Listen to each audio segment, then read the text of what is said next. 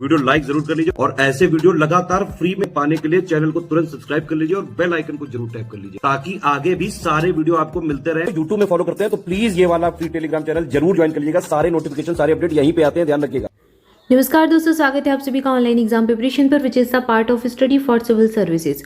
दोस्तों RO PYQ देख रहे हैं। समीक्षा अधिकारी, सहायक समीक्षा अधिकारी जो कि UPPSC यानी कि उत्तर प्रदेश लोक सेवा आयोग एग्जाम कंडक्ट करवाती है, इसके हम पिछले वर्षों के प्रश्नों को देख रहे हैं। आपका 11 फरवरी को पेपर है। RO 2023 की जो न्यू वाली वैकेंसी आई थी उसका पेपर है 11 फरवरी को।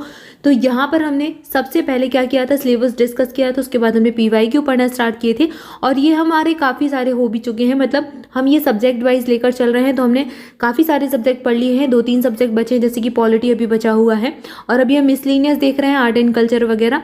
तो ये सारे हम कंप्लीट कर लेंगे। इसके प्रीवियस वीडियो चैनल पर प्लेलिस्ट बनाकर डाल दिए गए हैं, तो प्लेलिस्ट आप फॉलो कर लें। अगर आप ये पहली बार देख रहे हैं या फिर आपने कोई भी वीडियो छूट गया है, आपका कोई भी सब्जेक्ट छूट गया है, तो उसको जरूर आप अपना कंप्लीट कर लें। ये आपको बहुत हेल्पफुल होगा जब भी आप अपना कंटेंट पढ़ना स्टार्ट करें, चाहे आप हमारे पेड बैच के स्टूडेंट हो या फिर आप यूट्यूब पर ही हमारे साथ पढ़ते हैं। तो जब भी आप पढ़ाई करना स्टार्ट करें, जो भी सब्जेक्ट पढ़ें उसके PYQ देख लें, सिलेबस देख लें, फिर उसी अप्रोच के साथ पढ़ें, क्योंकि इसी को स्मार्ट स्टडी भी कहते हैं। और समय बहुत कम है, तो समय कम है और उस कम समय में आपको ज़्यादा से ज़्यादा चीज़ों को पढ़ लेना है, ज़्यादा से ज़्यादा चीज़ों को अच्छे से स्टडी कर लेना है ताकि एग्ज़ाम में आप कट ऑफ क्लियर कर लें। क्योंकि हमें किसी भी सब्जेक्ट में PhD नहीं करनी है ना। जो भी पढ़ना है वो एग्ज़ाम रिलेवेंट पढ़ना है, एग्ज़ाम ओरिएंटेड ही पढ़ना है। तो इसी तरीके से आप इसी स्ट्रेटेजी को फॉलो ज़रूर करें और आराम से आप एग्ज़ाम में एक अच्छा स्कोर कर पाएंगे। चलिए आज के प्रश्नों को स्टार्ट करते हैं। सबसे पहला प्रश्न दिया गया है, केंद्रीय शुष्क भूमि अनुसंधान संस्थान कहाँ पर स्थित है। अब जैसे कि यहाँ पर आया है केंद्रीय शुष्क भूमि अनुसंधान संस्थान। अब यहाँ पर आपको करना क्या है, अनुसंधान संस्थान सारे पढ़ लें, एक टॉपिक नोट कर लें मिसलिनियस में, उसमें लिख लें अनुसंधान संस्थान। ये आपको पढ़कर जाना है और सारे अच्छे से याद कर लें। अब ये जोधपुर में अवस्थित है, ऑप्शन सी सही उत्तर हो जाएगा। राजस्थान के जोधपुर में केंद्रीय शुष्क भूमि अनुसंधान संस्थान स्थित है। भारतीय दलहन अनुसंधान संस्थान कहाँ पर है, ये कानपुर में हो जाएगा, उत्तर प्रदेश के। यूनाइटेड नेशन डेवलपमेंट प्रोग्राम की 1990 में प्रकाशित रिपोर्ट के अकॉर्डिंग निम्न में से कौन सा एक मानव विकास सूचकांक की गणना में सम्मिलित नहीं है। ये प्रश्न कई बार पूछा जा चुका है, अलग अलग स्टेट PCS MPPSC भी एग्जाम में पूछ चुका है ये वाला प्रश्न।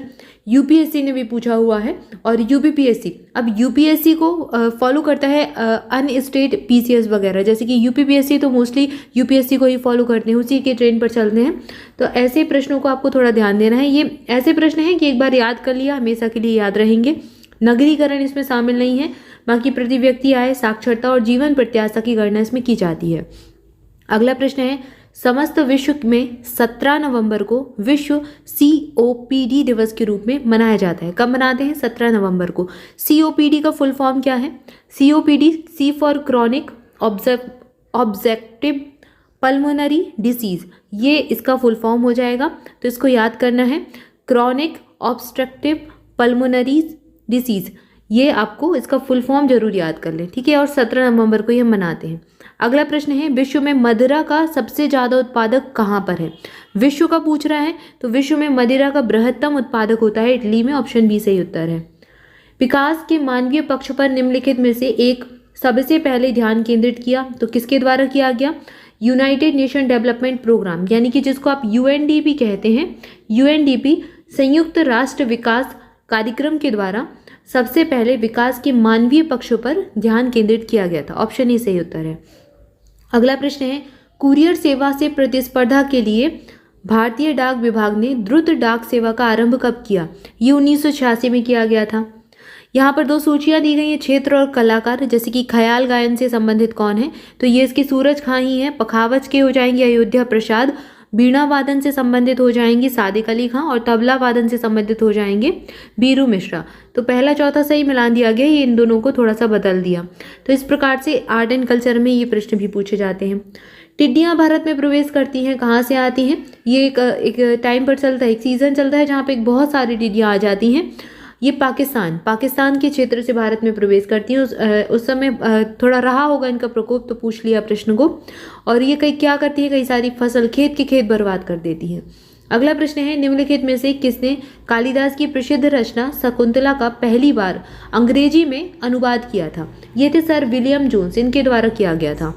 यहाँ पर क्षेत्र और व्यक्ति दिए गए हैं, जैसे हिंदी साहित्य से कौन संबंधित हैं, तो रसखान हिंदी साहित्य के एक कवि हैं। उर्दू साहित्य से ज्ञानचंद्र जैन संबंध रखते हैं। संगीत और नृत्य कला सविता देवी, और चित्रकला सतीश चंद्र, ये चित्रकला से संबंधित है। ये इनके क्षेत्र पूछ लिए। अगला प्रश्न, कथन और कारण, ये भी आयोग बहुत पूछता है, ये वाला पैटर्न।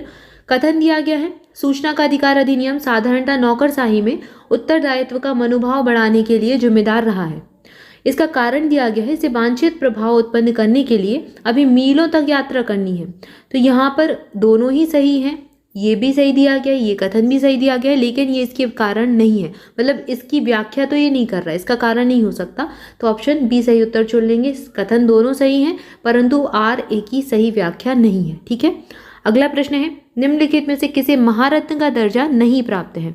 2013 तक की बात हो रही है ये, तो यहाँ पर ऑयल इंडिया लिमिटेड सही उत्तर हो जाएगा। ये उस समय पूछा गया था। तो अब आपको करना क्या है, महारत्न, नवरत्न, इस पर पूरा वीडियो आ चुका है ऑनलाइन एग्जाम प्रिपरेशन पर ऑलरेडी, तो उसको जरूर देख लें। उसमें महारत्न और नवरत्न आपके सारे कवर हो जाएंगे और एग्जाम में पूछे भी जाते हैं। अगला प्रश्न है, एशियाई विकास बैंक का इंडिया रेजिडेंट मिशन कहाँ अवस्थित है? ये नई दिल्ली में अवस्थित है। श्रीलंका के उस मुख्य न्यायाधीश का क्या नाम है जिन्हें जनवरी 2013 में महाभियोग के बाद बर्खास्त कर दिया था? यानी कि आपके पड़ोसी देशों का भी जो न्यूज़ रहती है, करंट अफेयर रहता है, वो भी पूछ लिया जाता है। इंटरनेशनल और आपके आसपास के क्षेत्रों में क्या चल रहा है, ये भी आपको ध्यान देना है। सिरानी भंडार नायक उस समय रहे, इनको बर्खास्त कर दिया था। निम्नलिखित में से किस पत्रिका ने दिसंबर 2012 के बाद अपने मुद्रित संस्करण का प्रकाशन बंद कर दिया था? न्यूज़ वीक नाम का एक पत्र था, इसने अपना प्रकाशन बंद किया। निम्नलिखित में से किसे 2012 में इंदिरा गांधी शांति निःशस्त्रीकरण एवं विकास पुरस्कार के लिए चुना गया था? ये थे एलन जॉनसन सरलीफ, इनको चुना गया था। 2012 में चीन की कम्युनिस्ट पार्टी का नवनियुक्त महासचिव कौन था? ये थे सी जिनपिंग। ऑप्शन डी से उत्तर हो जाएगा। अगला प्रश्न है, अमेरिका के कृषि विभाग द्वारा जारी किए गए आंकड़ों के अनुसार निम्नलिखित में से कौन सा देश 2012 में चावल का सबसे बड़ा निर्यातक रहा? ये था भारत। 2012 की बात हो रही है, तो ये आयात निर्यात का भी आपको डेटा जो ये आपको मिल जाएगा। मिसलिनियस का ही एक वीडियो आएगा, ये डेटा वाला पूरा अपडेटेड वीडियो आपको एग्जाम के कुछ दिन पहले स्टडी फॉर सिविल सर्विसेज पर पापा वीडियो मिलेगा, ज्ञान सर बनाते हैं, तो वो पूरा आप अच्छे से देख लें, उसमें सारी चीज़ें कवर हो जाएंगी। अगला प्रश्न है, निम्नलिखित में से किसे हाल ही में संयुक्त राष्ट्र संघ द्वारा बाल सक्रियता वादी यानी कि मलाला यूसुफजई के सम्मान में मलाला दिवस घोषित किया गया?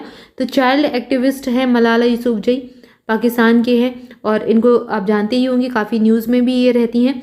10 नवंबर को इनका ये जो दिवस है ये घोषित किया गया है कि 10 नवंबर को मलाला दिवस मनाया जाएगा, ये याद रखें। अगला प्रश्न है, निम्नलिखित में से किसे अशोक चक्र प्राप्त करने के बाद सबसे पहले भारतीय सेना में मेजर जनरल बनने का गौरव प्राप्त हुआ? यह मेजर जनरल साइरस एडी पीठावाला, इनको ये गौरव प्राप्त हुआ है। तो यहाँ पर हमने कुछ प्रश्नों को देख लिया, इसके आगे के प्रश्नों को अगले वीडियो में देखेंगे। तब तक के लिए आपसे भी चैनल के साथ जुड़े रहें, चैनल को सब्सक्राइब जरूर कर दें, वीडियो को लाइक भी कर दें। मोर अपडेट के लिए हमारा टेलीग्राम ग्रुप ज्वाइन कर सकते हैं, लिंक आपको डिस्क्रिप्शन मिल जाएगी। और study for civil services offline test series इस बार लॉन्च कर रहा है, यानी कि पूरे यूपी को कवर किया गया है। यूपी में 11 सेंटर इसके बनाए गए हैं, तो अगर आप इसको ज्वाइन करना चाहते हैं तो कर सकते हैं।